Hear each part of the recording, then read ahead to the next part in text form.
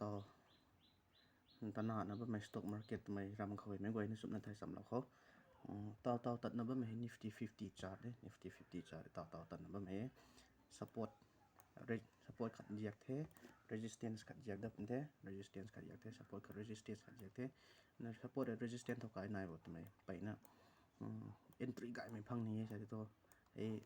support and resistance pai na thai ang ge nai kum na support and resistance khau nai the kum mai sai to trend line hi entry gai mai phang ne profit gai na book su ni sai to trend line hi yak thai pi tai trend line hi entry to kai la ko ni bot pi kan ti entry sai khang su na to ai hai trend line ko hi profit book su ro ko the sai khang su na to kum pi thai ra na sad tao tat na ba mai sa de nifty 50 jam cha de hai na bank nifty jam cha de the bank nifty he trend line khau nai the resistance to kai nai ko resistance khau nai nai ba the ko na trend line he yak the ko na entry ga be phang the sai khang na yak the trend line he yak thai mang na no mai ka nai stock market ko sna ne sai de ko so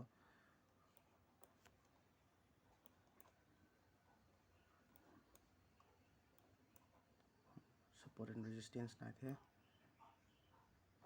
resistance pai na tan me ka khoni nai the 15 ai tao sin su bam he 5 minutes he he na 15 minutes ko sin su we 15 minutes ko asai market flat ko tab me Russian Ukraine war nai na bam tina kam na sai dau he market pai na nungai me tao tan na bam he nifty 50 chart te nifty 50 chart he